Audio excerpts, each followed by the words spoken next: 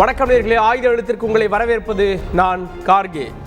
India கூட்டணியினுடைய கூட்டம் நேற்றைய தினம் டெல்லியில் நடைபெற்றது. அடுத்தது எதை நோக்கி எங்கே நகரப்போகிறது அப்படின்ற கேள்விகள் இருக்கக்கூடிய சூழலில் ஒருமித்த முடிவுகள் எதுவும் எட்டப்படவில்லை. அதாவது ஒரு சேர்ந்து தீர்மானம் மாதிரியோ இல்லை அடுத்த கட்டத்தை நோக்கி தேர்தல் அரசியலை நகரவில்லை. எல்லாரும் சேர்ந்து இந்த 142 எம்பிக்களுக்கு மேலே சஸ்பெண்ட் செஞ்சுருக்காங்க. இதற்காக ஒருங்கிணைந்த ஒரு போராட்டத்தை அறிவித்திருக்கிறது இந்தியா கூட்டணி. அதே நேரத்தில் பிரதமர் வேட்பாளர் யாருன்னு ஒரு முடிவெடுக்கப்படுமா அப்படின்னா அதுக்கு மல்லிகார்ஜுன கர்கேவுடைய பெயரை மம்தா பானர்ஜி முன்மொழிகிறார். அரவிந்த் கெஜ்ரிவால் ஆமாம் அப்படின்றாரு. மற்றவர்கள் அதில் முடிவை எடுக்கவில்லை. தேர்தலுக்கு பின்பு பார்த்து கொள்ளலாம் அப்படின்றாங்க. ஏன் இதை கடந்து போகிறார்கள்? மல்லிகார்ஜுன கர்கே தான் பிரதமர் வேட்பாளராக இருப்பாரா, இல்லை இதில் தயக்கமா பிற கட்சிகளுக்குன்ற கேள்விகள் எழுந்திருக்கிறது. சரி, தொகுதி பங்கீடாவது பேசுனீங்களா அப்படின்னா தொகுதி பங்கீடு இப்போதைக்கு இல்லை, ஜனவரி மாதத்தில் பேசுவது, அதுவும் மாநிலங்களில் முடிவெடுப்பது. இல்லைன்னா இந்த குழு, அதாவது தேசிய அளவிலான இதே போன்ற ஒரு செட்டப்பில் பிரச்சனைகள் வந்தால் தீர்வு செய்து கொள்வது அப்படின்ற முடிவு எடுக்கப்பட்டிருக்கிறது. முக்கிய முடிவுகள் எதுவும் எடுக்கப்படாமல் நகர்கிறதா இந்த கூட்டம்? இந்தியா கூட்டணி முன்னேற்றமா தடுமாற்றமான விவாதிக்கிறோம். சிறப்பு விருதுகளோடு காங்கிரஸ் கட்சியினுடைய மூத்த தலைவர் திரு தேவதுல்லா நிகழ்ச்சிக்கு அவரை வரவேற்கிறேன்.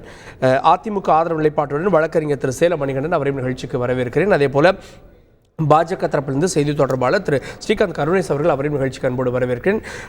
திமுக தரப்பிலிருந்து செய்தி தொடர்பாளர் கவிஞர் திரு மனிஷபுத்திரன் அவர்கள் அவரையும் நிகழ்ச்சிக்கு வரவேற்கிறேன். நான் முதல்ல திரு இதயதுல்லா அவர்கள்ட்ட ஆரம்பிச்சோம். அப்படின்னு கூடி கலைவதுதான் இந்த கூட்டத்தின் நோக்கமா? கூடினார்கள், பேசினார்கள், கலைந்தார்கள். முக்கிய முடிவுகள் 1, 2, 3 கூட்டங்களை ஏதாவது ஒரு வகையில் அட்டென்ஷன் ஏற்படுத்தினாங்க. இந்த முறை எதுவும் இல்லை. ஏன் தேக்க நிலையில் இருக்கிறதா இந்தியா கூட்டணி? இந்த முறைதான் ஒரு முழுமையான ஒருங்கிணைப்பு ஏற்பட்டிருக்கிறது. முழுமையான விவாதம் நடந்திருக்கிறது. 3 மணி நேரங்களுக்கு மேலாக நடந்திருக்கிறது.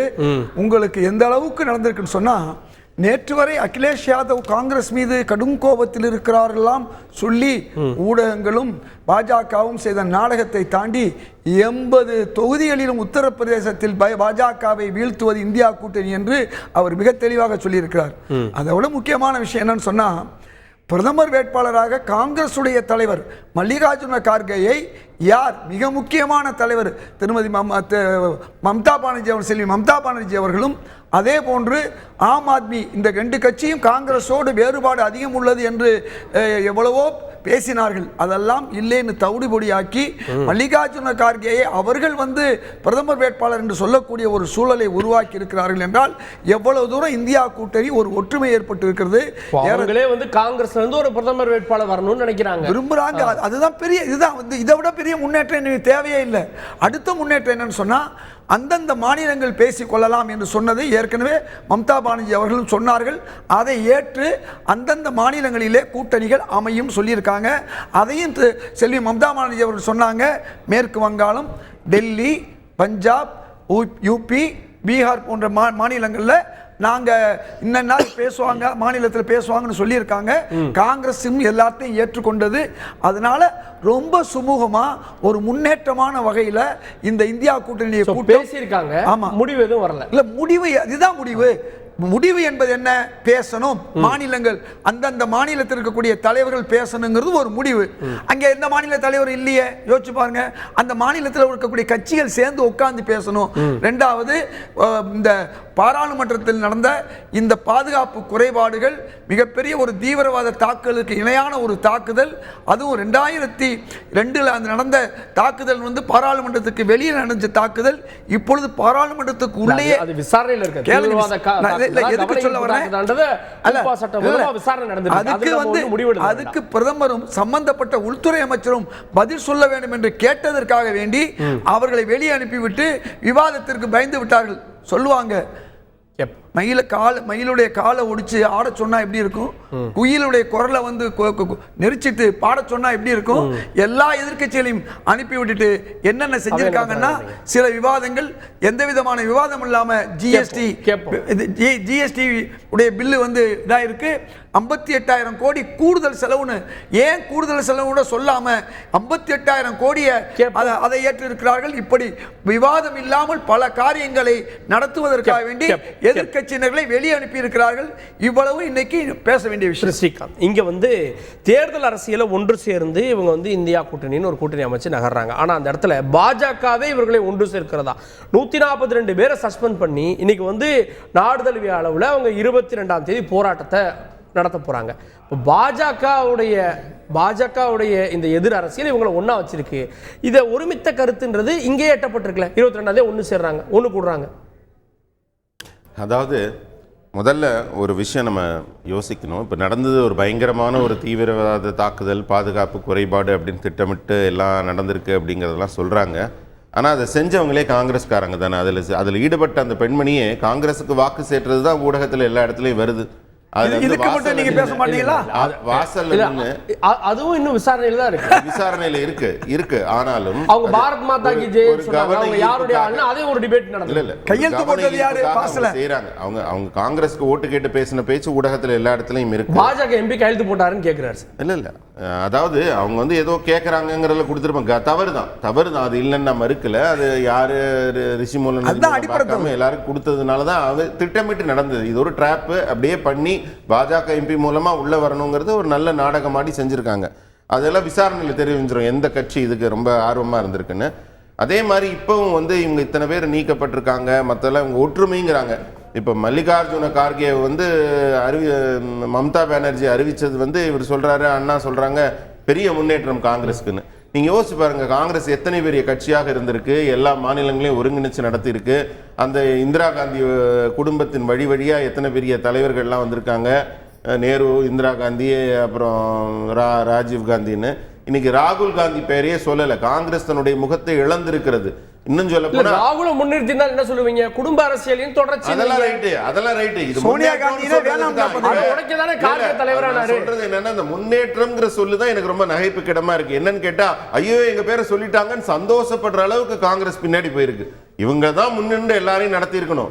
ஆனா அப்படி இல்லை. இன்னைக்கு பிராந்திய கட்சிகளின் முதுகலேறி சவாரி செஞ்சு காங்கிரஸ் தன் அடையாளத்தை மொத்த இந்தியாவிலும் முற்றிலுமாக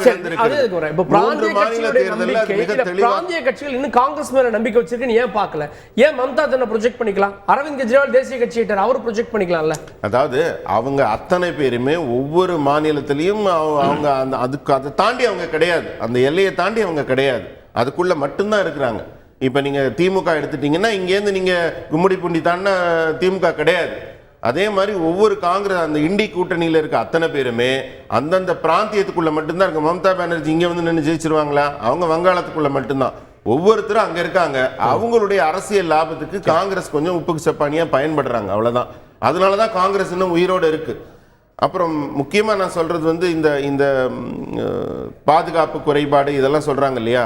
இங்க அத்தனை எம்பிக்களுமே ஒரு திட்டமிட்டு தான் சஸ்பெண்ட் ஆகணும். அதாவது அது முன்னாடி இருக்கிற அந்த இடத்துக்கு எல்லாரும் வரக்கூடாதுன்னு தெரியும், பதாகைகள் எடுத்துட்டு வரக்கூடாதுன்னு தெரியும். இப்படியெல்லாம் சட்டம் இருக்கு. புதிய பாராளுமன்றம் இப்போ இதெல்லாம் நெறிமுறைகள் கொடுக்கப்பட்டிருக்கு.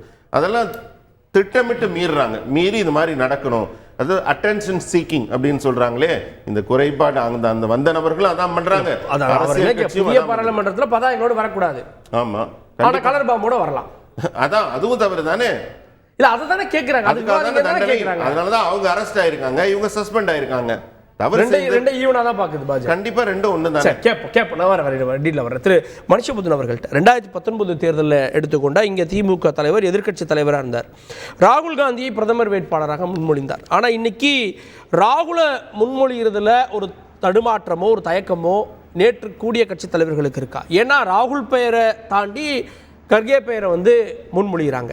அப்போ ராகுலை முன்னிறுத்திய நம்முடைய நிலைப்பாடு என்னென்ற கேள்வி இருக்குல்ல. இன்னும் இந்த கேள்விக்கு பதில் சொல்வதற்கு முன்னால், பாராளுமன்றத்தில் நடந்த சம்பவம் காங்கிரசினுடைய அல்லது எதிர்க்கட்சிகளினுடைய ஒரு திட்டம் என்று இங்கு ஒருவர் பேசியதை கேட்டேன். இதை நேர்மாற்றி கூற விரும்புகிறேன். ஏனென்றால் எதிர்க்கட்சிகளே இல்லாத ஒரு பாராளுமன்றம் அல்லது ஆளுங்கட்சியை தவிர வேறு யாருமே இல்லாத ஒரு பாராளுமன்றம், ஒற்றையாட்சி முறை, இதற்கான ஒத்திகை தான் கடந்த 3 நாட்களாக இந்திய நாடாளுமன்றம் நடத்தப்பட்டுக் கொண்டிருக்கிறது. மிக முக்கியமான பில்ஸ் இன்றைக்கு ஒரு சபையில் தாக்கல் செய்யப்பட்டிருக்கின்றன. முக்கியமாக நம்முடைய இந்திய தண்டனை சட்டத்தை திருத்தக்கூடிய அந்த சட்டங்கள், அதே போல தொலைத்தொடர்பு துறை சார்ந்த சட்டங்கள், இதெல்லாம் அடிப்படை உரிமைகளை பறிக்கக்கூடிய பல ஷரத்துகளை கொண்ட சட்டத்தை இங்கு கொண்டு வருகிற போது அதன் மீது எந்த கேள்வியும் எந்த விமர்சனமும் இருக்கக்கூடாது, விமர்சனங்கள் அது என்பதற்காக அந்த 4 பேரையும் தயார் செய்து உள்ளே அனுப்பிய பாஜக தான் அனுப்பியது, அதில் எந்த சந்தேகமும் கிடையாது. இன்னொன்றையும் நான் குறிப்பிடுகிறேன். அப்படி எதிர்க்கட்சிகள் என்ன கேட்டார்கள்? உள்துறை அமைச்சரும் பிரதமரும் இந்த சம்பவம் குறித்து விளக்கம் அளிக்க வேண்டும் என்று கேட்டார்கள். ஒரு சாதாரணமாக எந்த ஒரு எதிர்க்கட்சியும் எந்த ஒரு நாட்டிலும் கேட்கக்கூடிய ஒரு விஷயம். ஆனால் அது இவ்வளவு தூரம் ஒரு மிகப்பெரிய ஒரு சம்பவமாக மாற்றி, சரி, ஒரு நாடாளுமன்றத்தில் சிலர் அமளியில் ஈடுபடுகிறார்கள் என்றால் அவங்க சஸ்பெண்ட் பண்ணுவாங்க. முன்னாடியெல்லாம் அது நடந்திருக்கு. ஒரு நாள் சஸ்பெண்ட் பண்ணுவாங்க, 2 நாள் சஸ்பெண்ட் பண்ணுவாங்க. ஆனால் கூட்டத்தொடர் முழுக்க சஸ்பெண்ட் பண்ணுவது, கூட்டமாக சஸ்பெண்ட் பண்ணுவது, எங்க 142 பேர் அதை பாத்தீங்கன்னா நீங்க ஒட்டுமொத்தமாக சஸ்பெண்ட் பண்றாங்கன்னா இதற்கு பின்னால் இருக்கக்கூடிய பொலிட்டிக்கல் கான்ஸ்பிரசி என்பது என்ன? இந்த பில்ஸ் இல்லாமல் நிறைவேற வேண்டும், கேள்வியும் இல்லாமல் நிறைவேற வேண்டும். ஒரு நிமிஷம், அவர் ஒரே நாள்ல 140 பேரை சஸ்பெண்ட் பண்ணல. முதல் ஒரு 13 பேரை பண்றாங்க, அன்றைய தினம் 40 பேருக்கு மேல பண்றாங்க. அடுத்தடுத்த நாட்கள் மற்றவர்கள் இப்ப அவையில உங்களுடைய குரல் இருக்கணும் அப்படின்னா எதிர்ப்பு தெரிவிக்காம இருந்திருக்கலாம். எல்லாரும் வேணும்னே சஸ்பெண்ட் ஆகிற அளவுக்கு நடந்துக்கிறாங்கன்னு சொல்றாங்க. சொல்றீங்க, அதாவது எதிர்ப்பு தெரிவிக்க கூடாதுன்னு சொல்றீங்க. நீங்க தெரிவிக்க கூடாதுன்னு சொல்லணும் சார், எல்லாரும் வேணும்னே சஸ்பெண்ட் ஆகிற அளவுக்கு நடந்துக்கிறாங்கன்றாரு. ஸ்ரீகாந்த் தான் சொன்னாரு. நான் என்ன சொல்றேன்னா, பாஜக எம்பிக்கள் பாத்தீங்கன்னா எதிர்கட்சியா இருந்தப்ப 2G விஷய விவகாரத்துல 2 வருஷம் அவையை முடக்குனாங்க. 2 வருஷம். அப்பெல்லாம் இப்படிதான் கூண்டோட ஒட்டுமொத்தமாக தொடர்ந்து அவர்கள் சஸ்பெண்ட் செய்யப்பட்டார்களா? நாடாளுமன்றம் என்பது எதற்காக சார் இருக்கிறது? இன்னொன்று, இந்த பிரச்சனையை சுமூகமாக தீர்க்க வேண்டும் என்றால் அடுத்த நாள் உள்துறை அமைச்சர் பதில் சொல்லி இருக்கலாமே, விளக்கம். அன்னைக்கு இந்த பிரச்சனை முடிஞ்சிருக்குமே. இந்த பிரச்சனை ஆரம்பித்து வைத்து தங்களுடைய ஆட்களை அனுப்பி, ஏன்னா பாஜக எம்பி தான் அவங்களுக்கு அனுமதி சீட்டு கொடுத்து உள்ள அனுப்புறாரு. அவங்க சுதந்திர எந்த பாதுகாப்பு சார்ந்த ஒரு தடையும் இல்லாம உள்ள வர்றாங்க. பாஜக அனுமதிக்காமல், ஒன்றிய அரசு அனுமதிக்காமல் அவர்களால் வந்திருக்க முடியாது. இந்த சபையை நடத்த விடாமல், ஏன்னா இந்த மிகப்பெரிய தேசிய அளவிலான பிரச்சனை, ஒரு பாதுகாப்பு விதிமுறை மீறல், இதை எதிர்க்கட்சிகள் பிரச்சனையாக்கும் என்று தெரியும். பிரச்சனை ஆக்கியவுடன் ஒட்டுமொத்தமாக கூண்டோடு சஸ்பென்ஸ். அப்போ என்ன, அதாவது இவர்களே ஒரு நாடகத்தை திட்டமிட்டு அரங்கேற்றி இதற்கு எப்படி எதிர்க்கட்சிகள் கேள்வி எழுப்பாமல் இருப்பார்கள்? இது முழுக்க முழுக்க ஒன்றிய அரசினுடைய பாஜக பிரதமர் வேட்பாளருக்கு வந்திருக்கேன். பிரதமர் வேட்பாளரை பொறுத்த வரைக்கும் ஒரு ஒருமித்த கருத்தை, இதை பத்தி கார்கே என்ன சொல்லியிருக்காரு? அவரே பாத்தீங்கன்னா இதெல்லாம் தேர்தலுக்கு பின்னால் முடிவு செய்ய வேண்டிய விஷயம் சொல்றார். அவர் பாத்தீங்கன்னா இந்த கட்சிகள் பரிந்துரைத்ததை அவர் பாத்தீங்கன்னா முழுமையா ஏற்றுக்கல. ஆனா இதுல ஒரு விஷயம் இருக்கு, காங்கிரசினுடைய தலைமையை யாரும் சேர்ந்த ஒருவர் பிரதமராக வருவதை யாரும் ஏற்றுக்கொள்ள மாட்டார்கள் என்று இவ்வளவுக்காக இவர்கள் பிரச்சாரம் செய்து கொண்டிருந்தார்கள். கட்சிகள்லாம் உடைந்து போய்விடும் என்று. ஆனால் காங்கிரஸோடு கடுமையாக முரண்பாடுகளை கொண்ட கட்சிகளே, அது ஆம் ஆத்மியோ அல்லது பாத்தீங்கன்னா மம்தா பானர்ஜி அவர்களுடைய கட்சியோ, அது பாத்தீங்கன்னா அவர்களே காங்கிரஸை சேர்ந்த ஒருவரை பிரதமராக முன்மொழிகிற போது இவர்களுக்கு வேறு வழி இல்லை. இதுவரைக்கும் என்ன சொல்லிட்டு இருந்தாங்க? நேரு குடும்பம் தான் இந்தியாவை ஆளுது, நேரு குடும்பம் தான் இந்தியாவை ஆளுது, வேற யாருமே இல்லையாண்டாங்க. இந்தியாவை நேரு குடும்பம் மட்டும் ஆண்டு கொண்டிருக்கவில்லை. அங்கிருந்துதான் நரசிம்ம ராவ் வந்தார், அங்கிருந்தான் மன்மோகன் சிங் வந்தார், சரிங்களா? அந்த காங்கிரஸ் கட்சியிலிருந்து தான் வந்தார். கார்கே போன்ற ஒருவரை இயல்பாகவே காங்கிரஸ் பிரதமராக்கினது கூட அதில் ஆச்சரியப்பட எதுவுமே இல்லை. ஆனால் இவர்களுக்கு என்னவென்றால், நேற்று ஒரு பேச்சு பேச வேண்டியது, இன்னைக்கு நேர் மாத்தி பேச வேண்டியது. நேற்று வாரிசு அரசியல், இன்னைக்கு பாத்தீங்கன்னா ஏன் வாரிசுக்கு பதவி கொடுக்கல? காங்கிரஸ் முகத்தை வந்துருச்சு. என்ன உங்களுடைய ஆர்குமெண்ட் தான்? என்ன உங்களுக்கு ஏதாவது ஒரு ஸ்டாண்ட் இருக்கா? உங்களுக்கு ஏதாவது ஒரு நிலைப்பாடு இருக்கா? வாய்க்கு வந்ததை எல்லாம் பேசுவீங்க, நினைச்ச ஒவ்வொரு நாளும் ஒரு ஸ்டாண்ட் எடுப்பீங்க. இதுதான் உங்களுடைய அரசியல்ங்கிறது எல்லாருக்கும் தெரிஞ்ச விஷயம். கேட்போம் மனுஷபுத்திரன். நான் திரு மணிகண்டன் அவர்கள்ட்ட, பிரதமர் வேட்பாளரை முடிவு செய்யும் அளவுக்கு இந்தியா கூட்டணி அடுத்த நிலையை அடைந்திருக்கிறது. அதில் யார் அப்படின்றது அது கேள்விக்குள்ளாக, கார்கேவா இல்லை ராகுலா இல்லை மற்றவர்களா அப்படின்னு. ஆனால் இந்த நகரவே நகராதுன்னு சொல்லி வந்தவர்கள் இப்போது தொகுதி பங்கீடை நோக்கி நகர தொடங்கி இருக்கிறார்கள். இது பெரிய டெவலப்மெண்ட் இல்லையா பொலிட்டிக்கலி? தந்தி டிவி நேயர்களுக்கு வணக்கம், நெறியாளருக்கு வணக்கம், சக விருந்தினர்களுக்கு வணக்கம். எனக்கு முன்னாடி பேசுகிற திமுகவுடைய செய்தி தொடர்பாளர் பாராளுமன்றத்தில் ஜனநாயகம் இல்லை, எம்பிங்கள் எல்லாத்தையும் வெளியேற்றுறாங்க அப்படின்னு சொன்னாங்க. அதில் முதல்ல நான் எங்கள் அதிமுகவோட நிலைப்பாடை நான் தெளிவுபடுத்துகிறேன். கார்கே மோடியும் வேண்டாம், கார்கே டாடியும் வேண்டாம், அதுதான் அதிமுகவோட நிலைப்பாடு. ஆனால் பாஜக அதில் சற்று நிதானித்து செயல்பட்டிருக்கலாம். ஏன் இந்த மாதிரி ஒரு தாமதம் பண்ணுறாங்க அப்படிங்கிற ஒரு கேள்வி எனக்குள்ளேயும் உண்டு. மணிப்பூர் விஷயத்துலையும் அந்த மாதிரி இவங்க சரியாக பாஜக ஹேண்டில் பண்ணலன்னு நினைக்கிறேன். விசாரணையில் இருக்குதுன்னா உள்துறை அமைச்சர் அடுத்த நாளே வந்து அவங்க என்ன பண்ணியிருக்கலாம் அப்படின்னு கேட்டால் இது விசாரணையில் இருக்குது, விசாரணையோட ஃபைனல் ரிப்போர்ட் வந்த உடனே நான் டேபிள் பண்ணுறேன், அப்போ அதை பற்றி விவாதிப்போம் அப்படின்னு இதை சாதாரணமாக ஹேண்டில் பண்ணக்கூடிய ஒரு விஷயத்தை பாஜக தொடர்ந்து 2வது விஷயத்தில் இந்த தவறு பண்ணுறதா நான் அவங்களுக்கு ஸ்பேஸ் கொடுக்குது. எதிர்கட்சிகள் ஏன் புரியல அவங்க வடநாட்டில் மற்ற இடங்கள்ல எல்லா மாநிலங்களையும் வலுவாக இருக்கிறாங்க, பாராளுமன்றத்தில் வலுவாக இருக்கிறப்ப ஈஸியாக ஹேண்டில் பண்ணக்கூடிய ஒரு விஷயத்தை ஏன் இவ்வளோ வளர விடுறாங்க அப்படிங்கிற எனக்கு உள்ளபடியே ஒரு சந்தேகம் இருக்குது. அது ஒன்று. ஆனால் என்னன்னா இப்போ எனக்கு முன்னாடி பேசின திமுக செய்தி தொடர்பாளர் ஒன்று சொன்னார், இந்த மாதிரிலாம் பண்ணாங்கன்னு. ஆனால் யார் வேணாலும் அதை சொல்லலாம் சார். திமுக வந்து சபை நாகரிகத்தை பற்றியும் சபையை எப்படி நடத்தலாங்கிறத பற்றியும் பேசுறது தான் எனக்கு பெரிய வியப்பா இருக்கு. 2G விவகாரத்துல 2 வருஷமா பாஜக அதை தான் அரசியல் எடுத்துச்சு. அதான் சார் சொல்றேன், யாருக்கு சபை நாகரிகத்தை பற்றி சபை எப்படி நடத்துறதுன்னு 89 புரட்சி தலைவி அம்மா அவர்கள் எதிர்கட்சியில் இருந்தப்ப வந்து நடந்த பட்ஜெட் கூட்டத்தில் வந்து சேலையை உரிய அவமானப்படுத்தி வெளியேற்றினாங்கிறது பாராளுமன்றத்தில் நிர்மலா சீதாராமன் பேசுனது பாவம் இவங்களுக்கு தெரியல. புரட்சி தலைவர் சட்டசபையில கேள்வி கேட்டதுக்காக அவர் ஒரு நிமிஷம் புரட்சி தலைவர் கேள்வி கேட்டாருங்கிற ஒரே காரணத்துக்காக மாடத்துல உட்கார வச்சு அங்கிருந்து செருப்பை தூக்கி அடிக்க வச்சவங்க இவங்க அப்படிங்கிறது மறந்து போயிட்டீங்க. அனந்தநாயகிங்கிற ஒரு காங்கிரஸ் மெம்பர் சபையில் ஒரு கேள்வி கேட்ட உடனே அருவருக்கத்தக்க ஆபாசமான வார்த்தைகளை அவங்களை அர்ச்சனை பண்ணி கண்ணீர் விட்டு, காங்கிரஸ் அண்ணனுக்கு நல்லா காதல விழுவுன்னு நினைக்கிறேன், கண்ணீர் விட்டு கதற விட்டாங்க. எல்லாரும்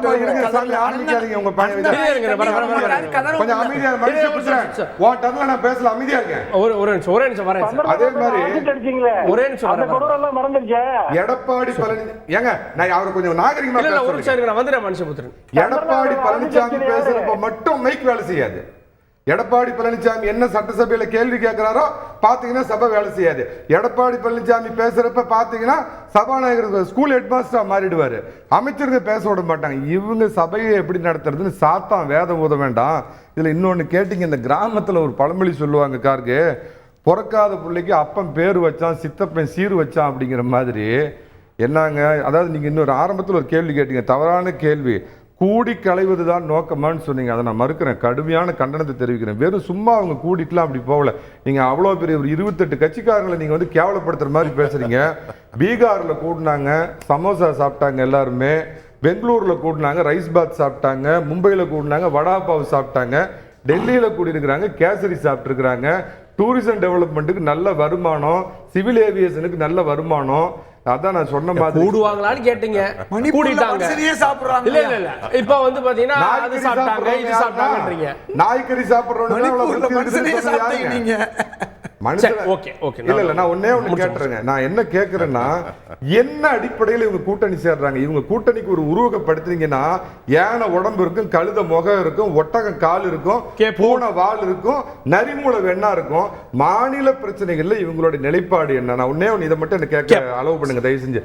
முல்லை பெரியாறு டிஸ்பியூட் கேரளாவுக்கும் தமிழ்நாட்டுக்கும் இருக்குது, அதை பத்தி இவங்களுடைய பார்வை என்ன? காவிரி மேகதாது பிரச்சனை தமிழ்நாட்டுக்கும் கர்நாடகாவுக்கும் இருக்குது, அதுல இவங்க நிலைப்பாடு. நீட் நாடகம் எல்லா கட்சியும் ஏத்துக்கிட்ட நீட் எங்களுக்கு மட்டும் வேண்டாம். அதிமுக ஒரு நிலைப்பாடு இருந்துச்சு, பாஜக ஒரு நிலைப்பாடு இல்ல சார். இன்னைக்கு அந்த கூட்டணியில அதிமுக இல்ல சார், நாங்க இருந்த சார். இட் வாஸ் கதம் முடிஞ்சு போச்சு. அதே மாதிரி 370 நீக்கத்தை அரவிந்த் கெஜ்ரிவால் ஆதரிக்கிறாரு, common civil code Arvind Kejriwal ஆதரிக்கிறாரு. சனாதனத்தை பத்தி ஏன் பேசி எங்க ஓட்ட கேட்கிறான்னு இவங்க பாத்தீங்கன்னா மம்தா பானர்ஜி பாயிறாங்க. என்ன கொள்கை இருக்குது? திரு இதாயதுல்லா, காமன் மினிமம் ப்ரோக்ராம் என்ன? மோடி எதிர்ப்பு, பாஜக எதிர்ப்பு, அதுல ஒன்று சேர்ந்திருக்கீங்க. இன்னும் சொல்ல போனா பாஜக சொல்லுகிறது ஈடி இவங்களை ஒன்று சேர்ந்திருக்குன்னு பிரதமர் உள்ளிட்டவங்க எல்லாம் சொல்றாங்க. ஒன்று சேர்ந்திருக்கீங்க. என்னென்ன திட்டங்கள் அவர் கேட்குற மாநில அளவில் பிரச்சனை என்ன, தேசிய கட்சிகள் இருக்கு, இதுல ஏதாவது ஒரு ஒருமித்த கருத்து வந்தாதான் அந்த கூட்டணிக்கு வடிவம் வரும். ஒன்னா இருந்ததால வடிவம் வந்துருமா? ஒன்னா இருந்ததுனால தான் வடிவம் வருது. ஒன்னா இருக்க வச்சது நீங்க சொன்ன மாதிரி இடி பிஜேபி. இன்னைக்கு இந்தியா கூட்டணியை உருவாக்குனதுல முக்கிய பங்கு யாருக்கு? பாஜகவுடைய அமலாக்கத்துறை, வருமான வரித்துறை, சிபிஐ இவைகளெல்லாம் சேர்ந்து எந்தெந்த மூலையிலையோ இருந்த எந்தெந்த திசையிலோ இருந்தவர்களே, எந்தெந்த வகையிலோ எதிரியாக இருந்தவர்களே ஒன்று சேர்த்துருக்குன்னு சொன்னால், இன்னைக்கு அரவிந்த் கெஜ்ரிவால் வரமாட்டார்னு சொன்ன அரவிந்த் கெஜ்ரிவால் வாயாலேயே காங்கிரஸ் தலைவரை பிரதமருங்கிற சொல்ல அளவுக்கு நிலைமையை உருவாக்கியிருக்குன்னு சொன்னால் அது இடி அல்லது பிஜேபி தான் எங்களை உருவாக்கி இருக்கு. எங்களுக்கு இனிமே காமன் மினிமம் ப்ரோக்ராம் வந்து நீங்களே சொன்ன மாதிரி மோடி அவர்களை விரட்டுவது, பாஜகவை விரட்டுவது, இதுதான் எங்களுடைய காமன் மினிமம் ப்ரோக்ராம். இந்த ப்ரோக்ராமுக்குள்ள என்னென்ன நடக்குமோ அவ்வளவு நடக்கும். இப்போ நேற்று கூட ஒரு பயத்தில் என்ன சொல்லியிருக்காரு நம்முடைய பிரதமர் மோடி, 2024 எதிர்க்கட்சியினுடைய பலம் குறையும்னு சொல்லி மேலும் குறையும் இருக்காரு. ஏன்னா இன்னும் நாங்கள் மிரட்ட போகிறோம்ன்ற அர்த்தத்தில் சொல்கிறாரா, அல்லது இந்த விவிபேட் விஷயத்தில் நாங்கள் கேட்டுக்கிட்டு இருக்கோம் இல்லையா, எதிர்காலத்தில் வந்து இன்றைய வந்து தேர்தல் முறையை மாற்றி விவிபேட் வைத்து அதனுடைய சீட்டை வந்து ஓட்டு போட்டோன்னே ஒவ்வொரு வாக்காளர் கையிலையும் கொடுத்து அதை இன்னொரு பூத் அந்த இன்னொரு பெட்டியில் போட்டோம்னு சொன்னால் ரெண்டையும் சரிபார்க்க முடியும்னு சொன்னது, இவையெல்லாம் அவங்களுக்கு என்ன ஆகி போச்சுன்னு சொன்னால் இன்னும் வந்து எந்தெந்த அளவுக்கு வந்து எதிர்க்கட்சிகளை அடக்குமுறை செய்யலாம்ங்கிற நிலைமைக்கு போயிட்டாங்க. அதனால இந்தியா கூட்டணி மேல அவ்வளவு பயம் இருந்தனால தான் இந்த பாராளுமன்றத்தில் இன்னைக்கு நீங்க ஜிஎஸ்டி மசோதால இருந்து 58,000 கோடி கூடுதல் செலவின மசோதால இருந்து இது மாதிரி பல்வேறு விஷயங்களை குற்றவியல் சட்டங்களை எல்லாம் கொண்டு வந்து எதிர்க்கட்சியில் இல்லாம பண்றது இதுவே ஒரு பயம் தான். அழகா சொன்னார் மணிகண்டன், எப்பவுமே கொஞ்சம் வித்தியாசமாக பேசக்கூடியவர் தான். இன்றைக்கி அதையும் சொல்லிட்டாரு. மணிப்பூர் விஷயத்திலையும் பாஜக சொதப்பல், பாராளுமன்ற விஷயத்திலையும் சொதப்பல்னு சொன்னார். இதை விட நான் அதிகமாக சொல்ல வேண்டிய அவசியம் இல்லை பார்லிமெண்ட். அப்போ பாஜகவுடைய இந்த தவறான விஷயங்கள் வந்து இன்றைக்கு உங்களுக்கு தெரியுமா, 2002 இதே பாராளுமன்றத்தில் பாதுகாப்பு நடைபெற்ற பொழுது என்ன நடந்துச்சு, அன்னைக்கு திரு அத்வானி அவர்கள் பேசினார்கள், பிரதமர் வாஜ்பாய் அவர்கள் பேசினார்கள். ஆனால் இன்னைக்கு என்ன நடந்துச்சு, ஒரு வாரமாக நல்லா விவாதம் நடந்துச்சு. குற்றவியல் நடைமுறை சட்டத்தில் சமஸ்கிருத பெயர்களும் இந்தி பெயர்களும் இல்லதான் கூட எடுக்க வேண்டிய நிலைமைக்கு வந்தாங்க. ஆனால் ஒரு வாரம் கழிச்சு ஏன் பேச முடியாத நிலை ஏற்பட்டது, இந்த விஷவாயு பாதுகாப்பு பிரச்சனை உள்ள விஷயம் தான் ஏற்பட்டதன் காரணம். அதுக்கு என்ன சொல்ல வரேன், அழகா மணிகண்டன் சொன்ன மாதிரி விஷவாயு மாதிரி தான் அது. ஒரு வாயு என்பது சிலருக்கு விஷமா இருக்கலாம், சிலருக்கு விஷம் இல்லாம இருக்கலாம். இல்ல இல்ல விஷமம் பண்றவங்க வாயிலிருந்து இதான் நம்ம. நீங்க மணிகண்டனே சொன்ன மாதிரி இந்த விஷயத்துல அவங்க முறையா நடந்திருக்கலாம். நான் என்ன கேட்கிறேன், இதுல நீங்களே சொன்னீங்க, என்ன சொல்றீங்க, இடி எல்லாம் ஒன்று சேர்த்துருக்குன்னு. அது போதும் சார் உங்களுக்கு. இடியால் ஒன்று சேர்ந்தவங்க நாளைக்கு தேர்தல் அரசியல போய் நிப்பாங்க. பாஜக காமன் மேன் எப்படி பார்ப்பான்? நீங்க ஒவ்வொரு குற்றச்சாட்டுகள்ல இருந்து நீதிமன்றங்கள்ல விடுதலையாகி வரணும். நாங்க சொல்வது ஜனநாயக வழிமுறை. அன்றைக்கு பிரதமர் முதல்ல நாடாளுமன்றத்தில் நுழையும் போது தலையை வச்சார் கீழே நாடாளுமன்ற வாசல்ல. இன்னைக்கு நாடாளுமன்ற ஜனநாயக முறை தலைகளா போயிடுச்சு. அதை வைத்துக்கொண்டு அவர் சட்டத்தை போட்டு சுப்ரீம் கோர்ட்டை கட்டுப்படுத்துறாங்க. அது டெல்லியுடைய விஷயமாக இருந்தாலும் சுப்ரீம் கோர்ட் என்னென்ன சொல்லுதோ அதுக்கு எதிராக சட்டத்தை ஏற்றி சுப்ரீம் கோர்ட் சொல்றதே ஒண்ணுமில்லாம வாங்கிட்டாங்க இன்னைக்கு. அப்ப சுப்ரீம் கோர்ட் நாடாளுமன்றம் மட்டுமல்ல, ஏற்கனவே தன்மையப்படுத்தி விட்டார்கள் இடிஏ சிபிஐ. அதே மாதிரி இன்னைக்கு தேர்தல் கமிஷன் நடந்த விஷயம் உங்களுக்கு தெரியுமா? தேர்தல் கமிஷன் என்ன நடந்து தெரியுமா உங்களுக்கு? அந்த கரீப் கல்யாண் விஷயத்துல பிரதமர் பேசுறதுக்கு ஒரு கண்டனமும் தேர்தல் கமிஷன் சொல்லல. எதுக்கு சொல்ல வரேன்னு சொன்னா, இன்னைக்கு இந்த மாதிரி நீங்க எல்லாத்தையும் சிலரை சில காலம் ஏமாத்தலாம், பலரை பல காலம் ஏமாத்தலாம், எல்லாரையும் எல்லா காலம் ஏமாற்ற முடியாது. வாஜ்பாய் அவர்கள் 2004 நாங்க தான் ஜெயிப்போம்னு சொன்னாரு. அதே மாதிரி தான் இன்னைக்கு மோடி அவர் செய்து கொண்டிருக்கிறாரு. நிச்சயமா மக்கள் வந்து ஒரு மாற்றத்தை கொண்டு வருவார்கள். தேர்தல் கமிஷன் இதுதான் நான் சொல்ல வேண்டிய விஷயம். இன்னைக்கு திரு அத்வானி நிலைமை என்னவோ, திரு முரளி மனோகர் ஜோஷி நிலைமை என்னவோ அதுதான் மீண்டும் நம்முடைய பிரதமருக்கு வரும். இன்னைக்கு அவர் வந்து முன்னாள் ஜனாதிபதி ராம்நாத் கோவிந்த் அவர் அவமானப்படுத்தியிருக்கலாம், அத்வானி அவமானப்படுத்தியிருக்கலாம். இந்த அவமானம் நாளைக்கு இவருக்கும் வரும், மோடி அவர்களுக்கும் வரும். காலம் மாறும், அதான் கேட்போம். இல்லை, 2014 தேர்தலில் ஒரு மாநில முதலமைச்சர் பிரதமர் ஆகிறார். இன்னைக்கு இந்தியா கூட்டணி பல மாநிலங்கள் முதலமைச்சர்கள் வந்து உட்கார்ந்து இருக்காங்க. ஏன் அதுல இருந்து ஒருத்தர் வந்து பிரதமர் வேட்பாளராக வரக்கூடாது? இப்போ மோடியை கம்பேர் பண்ணாங்க. மோடி அன்னைக்கு முதலமைச்சராக தானே இருந்தார், இன்னைக்கு பிரதமர் ஆயிட்டா. அதாவது மாநில முதலமைச்சர்கள் எப்படி செயல்படுறாங்கன்னு பார்க்கணும். இப்போ திமுகவில் இருக்கிற மாநில முதலமைச்சர் மாதிரி செயல்பட்டாங்கன்னா அவங்க முதல்வராக இருக்கிறவங்க பிரதமராக முடியுமா? அதாவது நான் அண்ணாக்கு நன்றி சொல்லணும். ஏன்னா இவ்வளவு அழகான ஒப்புதல் வாக்கு மூலம் காங்கிரஸ்காரங்க வாயிலிருந்து கிடைக்கும்னு நான் எதிர்பார்க்கல. இடி, சிபிஐ, வருமான வரித்துறை, அமலாக்கத்துறை தான் எங்களை எல்லாம் ஒன்றிணைச்சிருக்குன்னு ஒருத்தர் சொல்றாரு. பிரதமரே சொல்லியிருக்காரு. இல்ல இவரே சொல்றாரு, காங்கிரஸ்காரங்களே சொல்றாங்கன்னா அப்ப நான் என்ன சொல்றது? ஒப்புதல் வாக்கு மூலம் நாங்கள் எல்லாம் ஊழல் கட்சிகள், நாங்கள் எல்லாரும் வழக்கை சந்தித்துக் கொண்டிருக்கிறோம், எங்க மேல எல்லாம் கேஸ் இருக்கு. இன்னைக்கு கூட ஒருத்தர் உள்ள போயிருக்காரு. நான் அதே இன்னைக்கு கேள்வி மம்தா மாத்தி கேட்கிறேன். பானர்ஜி இல்ல இருக்கட்டும். இல்ல அதே கேள்வியை நாங்களா பழி வாங்கப்படுறோம்னு இவங்க வந்து தேர்தல் அரசியலுக்கு போனா அப்படிலாம் சொல்ல முடியாது. இப்ப இன்னைக்கு பொன்முடி குற்றவாளின்னு நீதிபதி தீர்ப்பு கொடுத்திருக்காரு. நாங்க போட்ட கேஸா நீதி வந்து சுமோட்டோவா அவரே எடுத்தார் நீதிபதி. எப்படி நீங்க மேல்முறையீடு அது வேற இல்ல நான் எதுக்காக இது சொல்ல வரேன்னா ஒவ்வொருத்தரும் வந்து சட்டத்தின் முன்னாடி தண்டிக்கப்படுறாங்க, ஒருத்தரா தண்டிக்கப்படுறாங்க, வழக்கில் தீர்ப்பு வந்துட்டு இருக்கு, எல்லாரும் கோர்ட்ல நடவடிக்கை எதிர்நோக்கி காத்திருக்கிறாங்க. இன்னும் 2 அமைச்சர் திமுக காத்திருக்காங்க தீர்ப்புக்காக. அதனால எல்லாருக்கும் பதவி போகுது. எதுக்காக இது சொல்ல வரேன்னா இவங்க அத்தனை பேருமே ஊழல் செய்திருக்கோங்கிறது ஒப்புதல் வாக்குமூலம் ஈடினால ஒன்று சேர்ந்திருக்கோன்னு. 2வது விஷயம் இதுல முக்கியமா நம்ம பார்க்க வேண்டியது என்னன்னா அந்த நாடாளுமன்ற உறுப்பினர்களோட மனநிலை என்னன்னு பார்த்தீங்கன்னா எவ்வளவு கீழ்த்தரமா இருக்குன்னா அவங்க வெளியில உட்கார்ந்து நம்ம நாட்டின் துணை ஜனாதிபதியை பாராளுமன்றத்தின் முன்னவரை அவரோட மாதிரி அங்க சேஷ்டைகள் பண்ணி ஒரு பெரியவர் வந்து இடுப்பை பிடிச்சிக்கிட்டு நின்று அந்த ஒரு ஆள் நடிச்சு காட்டுறாரு மம்தா பானர்ஜி எம்பி. அதனால அவர் பண்றதை வந்து இவங்க எல்லாம் ரசிக்கிறாங்க, கைத்தட்டி ரசிக்கிறாங்க. இவர் கட்சியின் தலைவர் வந்து என்ன பண்றாரு, அது வந்து வீடியோ எடுக்கிறாரு, பொது வெளியில வீடியோ எடுத்து அதை ரசிக்கிறாங்க. அதாவது இந்த அளவுக்கு வந்து நட்பு ரீதியா நீங்களும் நானும் பேசுறது வேற, ஒருத்தர் அவமானப்படுத்தணுங்கிற சிந்தனையில பண்றது வேற, புரியுதுங்களா? அதனால இது அவரை சிறுமைப்படுத்த வேண்டும் என்ற நோக்கத்தில் அவங்க பண்ணியிருக்கிறாங்க. அதனால நான் எதுக்காக இது சொல்ல வரேன்னா இன்னொரு விஷயம் மணிகண்டன் கூட சொன்னப்ப ஒரு சின்ன ஒரே வார்த்தையில முடிச்சிருக்கலாமே, விசாரணையில இருக்கே மணிப்பூர் ஆகட்டும், இதுக்கும் இந்த பாதுகாப்பு குறைபாடாகட்டும், ஒரே வார்த்தையில முடிக்கக்கூடிய விஷயம் தான் எல்லாருக்கும் தெரியுது. அப்புறம் எவ்வளவு பெரிய ஆர்ப்பாட்டம் பண்றாங்க? விசாரணையில இருக்கு, இதுல ஒன்னும் சொல்ல முடியாதுன்னு தெரியும். இது விவாதிக்க வேண்டியது பின்னர் விவாதிப்போன்ற ஒரு வார்த்தை.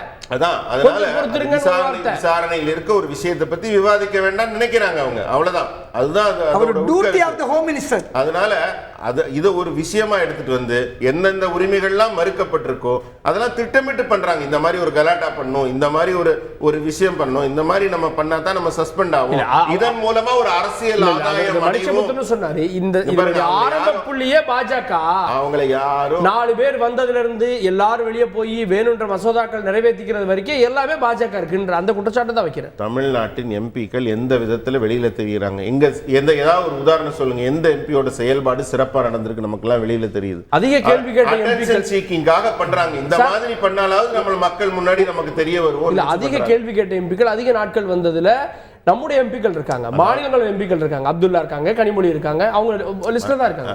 அது எல்லாமே வந்து அரசியல் லாபத்துக்கான விஷயம். மக்கள் நலன் தேடி என்னதான் நடந்திருக்கு? ஏதாவது ஒரு கருத்து சொல்லுங்க. அட்டென்ஷன் சீக்கிங்காக மட்டுமே இது எல்லாமே மக்கள்கிட்ட ஒரு அனுதாபம் கிடைக்குங்கிற நோக்கத்துல அவங்க பண்றாங்க. திட்டமிட்டு நடத்தப்பட்ட ஒரு சதிதான். மனுஷபுத்திரன் மோடிக்கு எதிராக மோடி அப்படின்ற 2014 அவர் பிரச்சார குழு தலைவராக நியமிக்கப்பட்ட பிறகு எல்லா மாநிலங்களுக்கும் போனார். எல்லா மாநிலங்களிலும் நடந்த அந்த கூட்டணி ஒருங்கிணைப்பு கூட்டத்திலிருந்து அவருடைய பிரச்சாரம் தொடங்கியது. ஆனால் இங்கே பிரதமர் வேட்பாளர் ஒருத்தர் இல்லாமல் தேர்தலுக்கு பின்பு அப்படின்னு ஒருத்தர் முடிவு பண்ணா மோடின்ற பிம்பத்துக்கு முன்பாக யாருமே அந்த ஒற்றை நபராக இன்று இல்லையான்ற கேள்வி தானே வரும். இது வந்து ஒரு கற்பனையான இட்டுக்கட்டப்படுகிற ஒரு கதை. ஒரு தேர்தலில் ஒரு கட்சியோ அல்லது ஒரு கட்சி ஜெயிச்ச ஆட்சிக்கு வருவது என்பது ஒரு மல்டிபிள் ஃபேக்டர். ஒவ்வொரு மாநிலத்திலும் அவர்கள் பின்பற்றக்கூடிய தேர்தல் உத்திகள், மற்ற எதிர்கட்சிகளுடைய ஸ்ட்ராட்டஜி, அப்படி பார்த்தால் மோடியினுடைய பிம்பம் முன்னிறுத்தப்பட்ட எல்லா மாநில தேர்தல்களிலும் பாஜக வெற்றி பெறவில்லை. ஏதோ தொடர்ந்து மோடியினுடைய பிம்பத்தை காட்டி அவர்கள் நாடு முழுக்க வெற்றி பெற்றுக் கொண்டிருந்தது போன்ற ஒரு தோற்றத்தை நீங்கள் வலிந்து உருவாக்குகிறீர்கள். இன்னொரு விஷயம், மாநில தேர்தல்கள்ல மோடி பிம்பம் தோல்வியடைந்திருக்கிறது. கர்நாடகா ஒரு எக்ஸாம்பிள். இல்ல 19 என்னாச்சு? இல்ல நான் என்ன சொல்றேன்னா, காங்கிரஸ் எவ்வளவு வருஷம் இந்தியா ஆண்டுச்சு, எவ்வளவு காலம் ஆண்டது, அந்த காங்கிரஸும் தோற்கத்தான் செய்தது.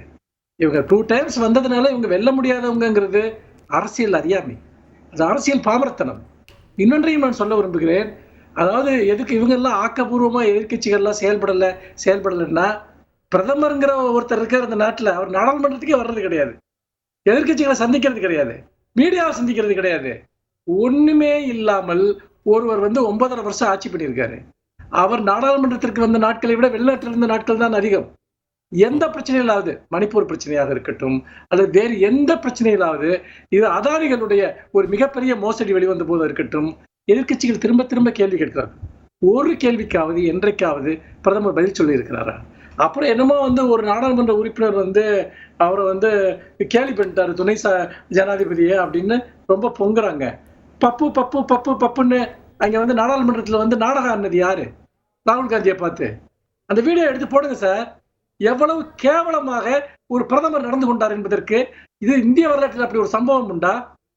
எடுத்து போடுங்க. வந்துட்டு பாத்தீங்கன்னா பப்பு பப்பு பப்புன்னு சொல்லிட்டு ராகுல் காந்தியை பார்த்து எப்படி டான்ஸ் ஆடினார் நாடாளுமன்றத்துல. இந்த மாதிரி ஒருத்தர் பிரதமராக இருக்கக்கூடிய நாடாளுமன்றத்தில் இங்க வந்து ஒருத்தர் வந்து பாத்தீங்கன்னா சபாநாயகர் நடந்துகிட்டதை வந்து மிமிக்ரி பண்ணி காட்டாரா? முதல்ல உங்ககிட்ட இருந்து தொடங்குங்க அந்த நாகரிகத்தை. நீங்க தான் வந்து பாத்தீங்கன்னா இந்த மாதிரி செயல்களுக்கான தூண்டுதல் அடிப்படையில வந்து நீங்க பாத்தீங்கன்னா ஒரு நாடாளுமன்றத்துல அது முதல்ல ஜனநாயகத்திற்கான விவாதங்களுக்கான ஒரு இடம். ஆனா நீங்க தொடர்ந்து எதிர்க்கட்சிகளை ப்ரோவோக் பண்றீங்க. கூண்டோடு 142 பேர் இன்றைக்கு வந்து மாநிலங்களவையில வந்து பாஜகவுக்கு பெரும்பான்மை கிடையாது. அப்போ எந்த எதிர்ப்பும் இல்லாம நீங்க மாநிலங்களவையிலையும் இந்த பில்லை நிறைவேற்றணுங்கிறதுங்கிற ஒரு கீழ்த்தரமான நோக்கத்திற்காகத்தானே நீங்க வந்து பாத்தீங்கன்னா இவ்வளவு பேரை கூண்டோட வந்து நீங்க ராஜினாமா பண்ண வைக்கிறீங்க. இதை டிஸ்மிஸ் பண்றீங்க. அப்போ உங்களுக்கு பின்னால் இருப்பது நாங்கள் தான். நானே அரசன், எனக்கு எதிராக எந்த குரலும் ஒழிக்க கூடாது. இதை விட பெரிய சர்வாதிகாரத்தை எல்லாம் உலக வரலாறு பார்த்திருக்கிறது. இன்னொன்னு வந்து பாத்தீங்கன்னா இங்க அதிமுக ஆதரவாளர் பேசினாரு, இந்த காமன் மினிமம் ப்ரோக்ராம் சொல்றீங்க இல்லையா, அது உண்மையிலே பாஜகவுக்கும் அதிமுக இடையில தான் இருக்கு. நாங்க கொஞ்சம் விலகி நிக்கிற மாதிரி விலகி நிக்கிறோம், தமிழ்நாட்டிற்கு சிறுபான்மை மக்களை வந்து கொஞ்சம் ஏமாத்துறோம், அதுக்கப்புறம் வந்து பாத்தீங்கன்னா நம்ம சேர்ந்துக்கலான்ட்டு. இந்த தானாடா விட்டாலும் தசையாடும் என்று சொல்வார்களே, அப்படி பாஜகவை குறை சொன்னவுடன் பொங்கிக் கொண்டு வருகிறது. ஏன் நாடாளுமன்றத்தில் இதை மட்டும் தான் பேசுகிறதா? இந்த எதிர்கட்சிகள் என்பது திமுக மட்டும்தானா? ஒட்டுமொத்தமாக அனைத்து கட்சிகளையும் சேர்ந்த உறுப்பினர்கள் இருந்தாலே அவர்கள் டிஸ்மிஸ் பண்ணிருக்காங்க. அப்போ பண்றாங்கன்னு புரியல, ஏன் செய்யல? எவ்வளவு மென்மையான கண்டிப்பு விட்டு வந்துட்டாங்களா? இருங்க சார், ஒரு நிமிஷம் இருங்க. விட்டு வந்துட்டாங்களா? கூட்டணிக்கிறாங்க என்னென்ன காரணங்களுக்காக வந்தோன்ட்டு இதுவரைக்கும் ஒரு உண்டா? பாஜகவோட பாலிசி பிடிக்காம வந்தாங்களா? மோடியினுடைய நிர்வாகம் பிடிக்காம வந்தாங்களா? அவங்க ஜெயக்குமார் பேசுறாரு வந்துட்டு நாங்க காங்கிரஸ் எங்க கிட்ட வர்றதுக்கு வாய்ப்பு இருக்கு, நாங்க கதவை திறந்து வச்சிருக்கோம் அப்படின்ட்டு. அப்போ யாருமே சேர்த்து கொள்ளாத ஒரு அனாதை கட்சியாக இன்றைக்கு அதிமுக இருக்கிறது. காங்கிரஸ் எல்லாம் கூப்பிடக்கூடிய நிலைமைக்கு வந்துட்டாங்க. அந்த அளவிற்கு யாராலும் நினைத்துக் கொள்ள முடியாத ஒரு கட்சி. இவங்களுக்கு என்ன வந்து பாத்தீங்கன்னா ஒரு பொலிட்டிக்கல் வில் இருக்கு. இதெல்லாம் பத்தி பேசுறாங்க. தேசிய அரசு இன்னைக்கு அதிமுக ஹோல்டு என்னன்னு கேட்கிறார். அவங்க பிரதமர் ஒருபுறம், பிரதமர் வேட்பாளர் நிர்ணயிக்கிறதுக்கு அல்லது பிரதமர் வேட்பாளர் முன்னிறுத்துறதுக்கு ஒரு கூட்டணி. அதிமுக எந்த கூட்டணியில இருக்கு? அதிமுக கூட்டணிக்கு யாரு வர்றா? காங்கிரஸ் வாவான்னு கூப்பிடுறீங்களே, ஏன்னு கேட்கிறேன். தென் மாவட்ட மக்கள் கழுத்தளவு தண்ணியில எல்லாம் மூழ்கிட்டு இருக்கிறப்ப டாட்டு கூட்டணி டவுட்டு கூட்டணிக்கு போய் சீட்டு பேரம் பேசி அது கருவிலேயே அழிஞ்சு போற கூட்டணி. அதுல சீட்டு பேரம் பேசுறதுக்கு டெல்லிக்கு போறேன் அப்படின்னு போனதான் நான் சொன்ன மாதிரி கல்யாணம் சொல்றேன். கல்யாணத்துக்கு போன மாதிரி ஆகணும், சின்னாய பார்த்த மாதிரி இருக்கணும், பிரதமரை பார்க்க போனதா நோக்கமா இருக்கு. இது மட்டும் இல்ல, இதே மாதிரி மேகதாது பிரச்சனை உச்சத்துல இருக்கிறப்ப பெங்களூர்ல போய் இது சாப்பிட்டு வந்தார், ரைஸ் பால் சாப்பிட்டு வந்தார் அந்த கூட்டணியோட. அப்ப கழுத்தை பிடிச்சு எப்படி கேஜ்ரிவால் கேட்டாரு அவருடைய உரிமை மீட்கிறதுக்காக, அந்த மாதிரி என்ன பண்ணிருக்கீங்கன்னு கேட்டீங்கன்னா இந்த இருக்க சொல்லுங்க. எடப்பாடி மாமனார் வீட்டுல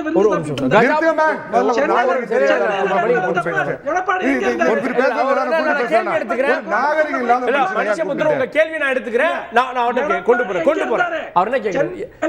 ஒரு தமிழ்நாட்டுடைய தேர்ந்தெடுக்கப்பட்ட முதலமைச்சர் இங்க தென் மாவட்டங்கள்ல கழுத்துல தண்ணியில போறோம், வீட்டுல பெட்டை விட்டு வெளியே போவாத கால் வீங்குன்னு சொன்ன எதிர்கட்சி தலைவர் எடப்பாடி பழனிசாமி ஊடுக்கு வீதி வீதியா நடந்து போறார். எங்க இந்த முதலமைச்சர் கூட்டணி பேரம் பேசுறதுக்கா? இதான் கருணாநிதி அன்னைக்கு பண்ணார்.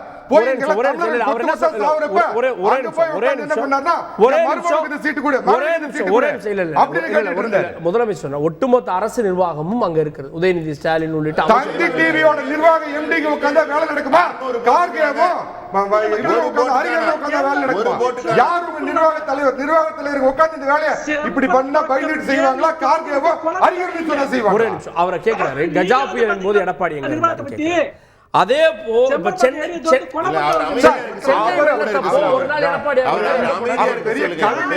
சபை நாகரிகம் என்றால்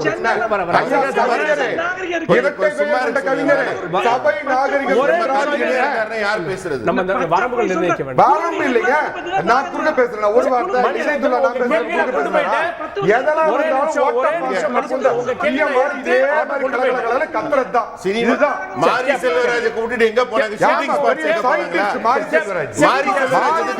இதாயதுல்லா அவர்கள்ட்ட விவிபேட் மேல காங்கிரஸ் வெல்லும் போதெல்லாம் சந்தேகம் வரல, வாக்குப்பதிவு எந்திரங்கள் மேல பாஜக சந்தேகம் எழுப்புற போதெல்லாம் சந்தேகம் வரல, 2009 எழுப்புறப்பெல்லாம் சந்தேகம் வரல, இப்போ சந்தேகம் வந்துருச்சு. அப்படிதானே? மக்களுக்கு நல்லா தெரியுது. பிரதமர் தேர்தல் நேரத்தில் 5 கிலோ அரிசி இலவசம் சொல்லும்போது அப்போ அந்த மாநிலங்கள் அது தேர்தல் கமிஷன் அதை கண்டிக்கலை. அதே மாதிரி அமித்ஷா அவர்கள் பல விஷயங்களை சொல்லும்போது தேர்தல் கமிஷன் கண்டிக்கலை.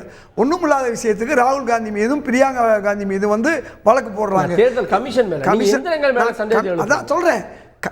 ஒரு விஷயம் தெரியுமா உங்களுக்கு? தமிழ்நாட்டில் உட்காந்துக்கிட்டு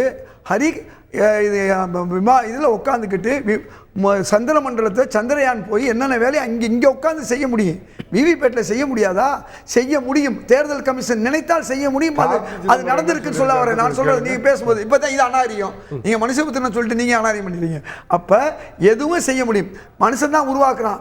அதாவது சூடு வைக்கிறது, ஆட்டோவில் சூடு வைக்கிறது மக்கள் சாதாரண மக்களுக்கு விளக்கமாக தெரியும். அந்த மாதிரி நீங்கள் 10% 15% சூடு வைக்கிறீங்க. அதுக்கு மேலே தான் ஒரு எதிர்க்கட்சி ஜெயிக்க முடியும். அதுக்கு மேலே மீதி உள்ளதில் உங்களால் ஜெயிக்க முடியாது. அப்போ இதுதான் நடந்து கொண்டு இருக்கிறது. இதை நான் கேட்குறேன். அதுக்கு முன்னாடி ஓட்டு சீட்டு இருந்துச்சு, ஏன் மிஷின் வந்துச்சு? இப்போ மிஷின் வந்துச்சு இல்லையா?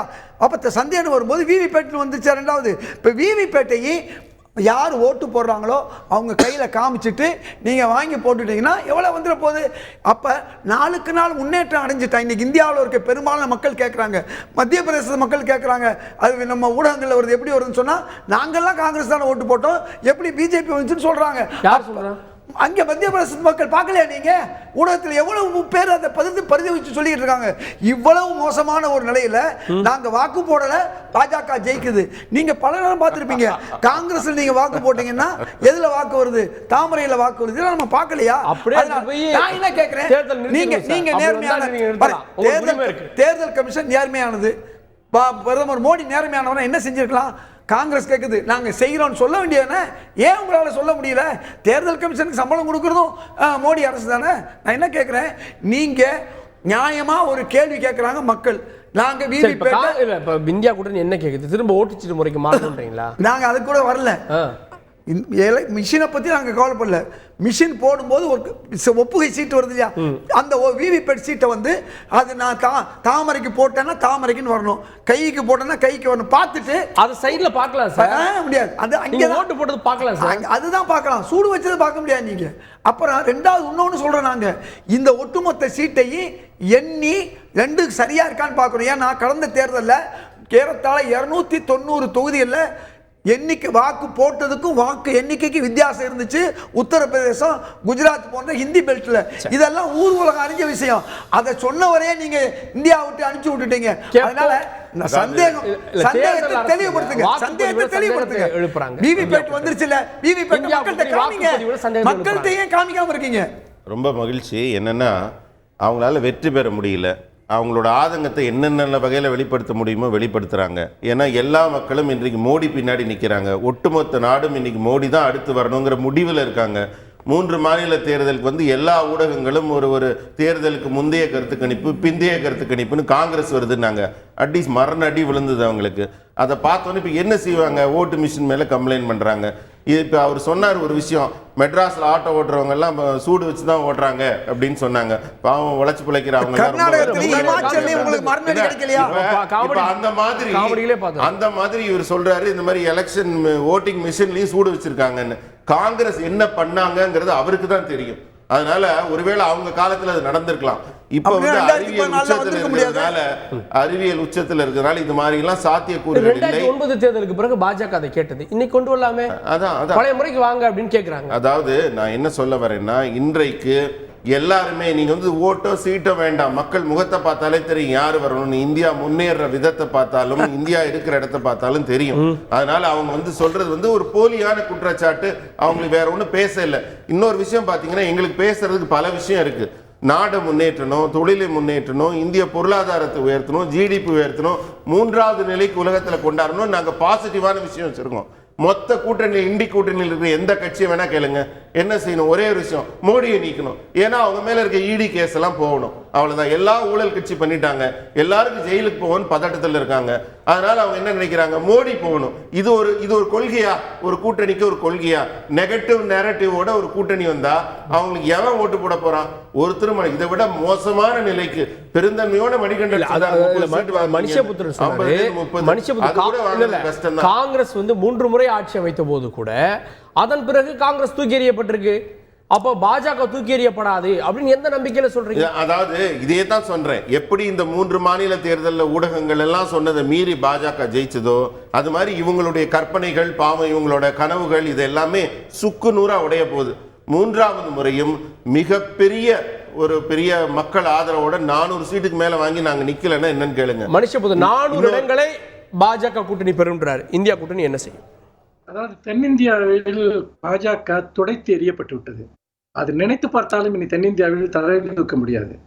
தென்னிந்தியாவில் திமுக தென்னிந்தியாவில் கிட்டத்தட்ட 100 இடங்களுக்கு மேல் எதிர்க்கட்சிகள். அதே போல வடகிழக்கு மாநிலங்களில் பாஜக பெருமளவு செல்வாக்கு இழந்து விட்டது. இன்னொன்று, பல மாநிலங்களில் தன்னுடைய கூட்டணிகளை, அதாவது வலுவான கூட்டணிகளை எங்கெல்லாம் வைத்திருந்தார்களோ அங்கெல்லாம் அந்த கூட்டணிகள் எல்லாம் இவர்களை விட்டு போய்விட்டார்கள். பஞ்சாப்ல கிடையாது, மகாராஷ்டிராவில் கிடையாது, எங்கேயுமே கிடையாது. தமிழ்நாட்டில் கிடையாது. அதாவது ஒரு பேரளவுக்கு, ஆனால் உள்ளுக்குள்ள இருக்கக்கூடிய விஷயங்கள் நமக்கு தெரியும். அப்படிப்பட்ட நிலையில் இந்த 3 மாநில தேர்தல்களை தூக்கி வைத்துக் கொண்டு இந்தியாவையே வென்று விட்டது போன்ற ஒரு போலி பசப்பு நாடகத்தை இங்கு அரங்கேற்றுகிறார்கள். உண்மையில் மோடி அளவுக்கு இந்தியாவில் வெறுக்கப்படுகிற நபர் வேறு யாரும் கிடையாது. இவங்க என்ன வளர்ச்சியை கொண்டு வந்தாங்க? இதுவரைக்கும் இந்திய வரலாற்றில் இல்லாத அளவிற்கு ஒரு மிகப்பெரிய வேலையில்லா திண்டாட்டம் நாடு முழுக்க தலைவிரித்தாடி கொண்டிருக்கிறது. வருஷத்துக்கு நீங்க பாத்தீங்கன்னா 2 கோடி பேருக்கு வேலை கொடுக்குறேன்னு சொன்னீங்களே, கொடுத்தீங்களா? பக்கோடா போட்டு வீங்கன்னு சொன்னீங்க. அதே மாதிரி பாத்தீங்கன்னா ஒரு நிமிஷம் இருங்க. அதாவது சில மாநிலங்களில், இந்தியா முழுக்க அல்ல, சில மாநிலங்களில் அவர்கள் இன்னைக்கு பாருங்க, அந்த ஒரு துணை ஜனாதிபதியை பாத்தீங்கன்னா ஒருத்தர் மிமிக்ரி பண்ண உடனே ஜாட் சமூகத்தை சேர்ந்தவர் இழிவுபடுத்திட்டாங்க அப்படின்னு திரிக்கிறாங்க. இதுதான் பாஜகவோட அரசியல். அதாவது ராகுல் காந்தி மோடியை விமர்சிச்சோம்னா உடனே ஒரு சமூகத்தை விமர்சிச்சாங்கன்னு திரிக்க வேண்டியது. ஜாதி மதம், ஜாதி மதம், இது 2 தவிர எந்த பொலிட்டிக்கல் டயலாகாவது இவங்கள்ட்ட இருந்திருக்கா? அப்போ நீங்க இதே ஜாட் சமூகத்துக்காக இடஒதுக்கீடு கேட்டு போராடுறாங்க. அவங்கள அந்த மாநிலத்துல பாஜக அரசு எப்படி ஒடுக்கியது ஹரியானாவில் அப்படி என்பது ஊர் ஊடகத்துக்கே தெரியும். இவங்க என்ன ஜாட் சமூகத்துக்கு பண்ணாங்க? அப்படி பார்க்கிற போது அடிப்படையில் எந்த விஷயம் வந்தாலும் அதை ஜாதியோட கனெக்ட் பண்றது, அதை மதத்தோட கனெக்ட் பண்றது, இந்த அரசியலை மட்டும் வைத்துக்கொண்டு சில மாநிலங்களில் ஒரு பிரித்தாளும் சூழ்ச்சியை மேற்கொண்டு வந்திருக்கிறார்கள். ஆனால் இதை வைத்துக் கொண்டு இந்தியாவையே அவர்கள் வென்றுவிட்டது போன்றும் என்னங்க 3 மாநில தேர்தல்கள்ல ஜாதியை சொல்லி தானே சொன்னாரு மோடி என்றால் திருடன் அப்படின்னு. ராகுல் காந்தி ஜாதியை சொல்லி தானே சொன்னாரு. அது மோடியே சொன்னாரு, சமூகத்தை இல்ல. இந்திய பிரதமர் மோடியே சொன்னாரு. மோடிங்கிறது தான் சமூகம், மோடிங்கிறது தான் சமூகம். அந்த ஒட்டுமொத்த சமூகத்தை தான் சொல்றாரு. ஒரு ஜாதியவே இழிவுபடுத்துறாரு. 7 நாட்டு சனி முடிச்ச ஒரு மோடிங்கிறாரு, சௌக்கிதார் சோறுங்கிறாங்க. சனிமா நடந்தார் அவையில, பெண்கள் எல்லாம் இழிவுபடுத்துறாரு, கண்ணடிக்கிறாரு, கட்டி பிடிக்கிறாரு. இதெல்லாம் டீசன்சியா? இதுக்கு நீங்க சப்போர்ட் பண்றீங்க ராகுல் காந்தி. முதல்ல ஒண்ணு சொல்றேன், தமிழ்நாட்டுல மோடி வெறுப்புங்கிறீங்கல்ல, தமிழ்நாட்டுல மோடி வெறுப்புல முடிஞ்சா உங்க அமைச்சரை வெள்ளம் பாதித்த பகுதியில இறங்க சொல்லுங்க, மக்கள் என்ன மரியாதை கொடுக்குறாங்கன்னு பாருங்க. திமுக அமைச்சர்களை முடிஞ்சா காரை விட்டு இறங்க சொல்லுங்க. அவங்க தப்பிச்சு வர்றதுக்கு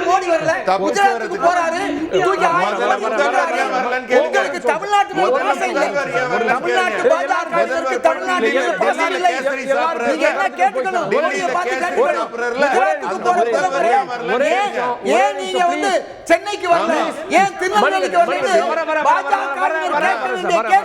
சினிமா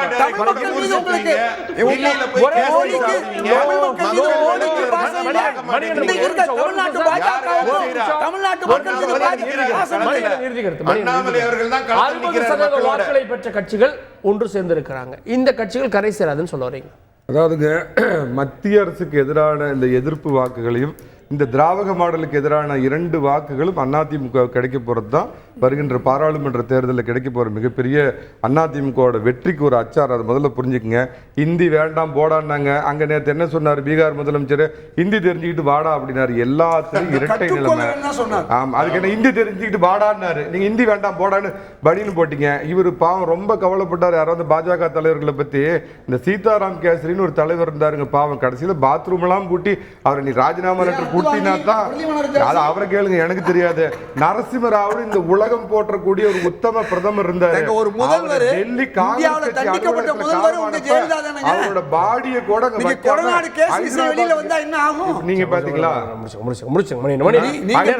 ஹைதராபாத்துக்கு திருப்பி அனுப்புனாங்க. ஒண்ணு தெரிஞ்சுக்கங்க, 2024 தேர்தலில் மத்தியில் நல்லாட்சி அமைய எடப்பாடி பழனிசாமி தோள் கொடுப்பார்.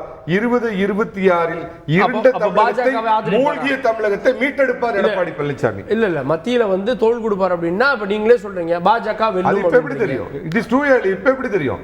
எங்களுக்கு மோடியும் வேண்டாம், கார்கே டாடியும் வேண்டாம். ஓகே, பொறுத்து பார்க்கலாம். இந்தியா கூட்டணி அடுத்த கட்டத்தை நோக்கி நகருமா, நகர்ந்திருக்கிறது? அடுத்தடுத்த அரசியல் நிகழ்வுக்கு தான் அதை உறுதிப்படுத்த வேண்டும். வார்த்தையில் இணைந்த சிறப்பு விருந்தினர்கள் அனைவருக்கும் நன்றி. பார்த்தவங்களுக்கும் நன்றி நேயர்களே. தொடர்ந்து இணைந்தீர்கள் தந்தி தொலைக்காட்சியுடன்.